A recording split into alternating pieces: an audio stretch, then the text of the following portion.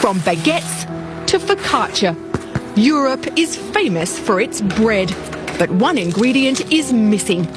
Potassium bromate is a suspected carcinogen that's banned for human consumption in Europe as well as China and India, but legal in the US, where it's used by some food makers to strengthen dough and estimated to be present in over 100 products.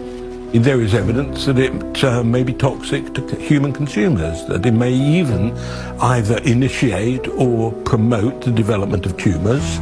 Professor Eric Millstone is an expert on food additives and told us European countries take a much more cautious approach to food safety.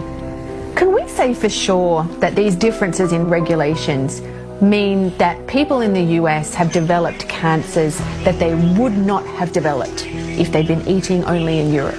I think that is almost certainly the conclusion that we could reach. It's not just potassium bromate, but many other chemicals and substances that are banned here in Europe over health concerns, but considered safe by the FDA. Do you think most Americans are aware that they're being exposed to substances that are viewed as dangerous over here?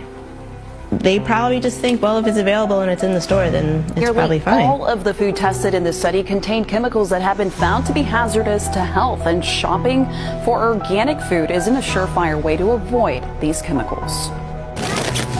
I would say I'm not shocked that we're finding these. It's getting harder to avoid harmful chemicals in the food we buy and eat. A new study from Consumer Reports found that the majority of food we buy contains phthalates and bisphenols, two chemicals linked to diseases like diabetes and hormone disruption. I think that we are finding that these are more common than maybe we thought in the past. Rachel Rothman is a registered dietitian who's worked in the food industry for years. She says what's even more frustrating is that the chemicals are also found in organic and healthier food products. I wish there was like an easy solution of, well, just don't buy this or just stay away from this. And unfortunately, that's not where we are right now. Researchers found that 99% of grocery store foods and fast foods they tested contain phthalates. Additionally, 79% of the food samples also contain bisphenol, an industrial chemical that's used in plastic manufacturing. They're basically part of this group of chemicals that they're really used to make plastic more flexible and more durable. Prepackaged foods were found to have much higher chemical levels. Boxed cheesy ravioli, sliced peaches, McDonald's Quarter Pounder, Little Caesars Pizza, and other fast food items were among the foods tested by Consumer Reports.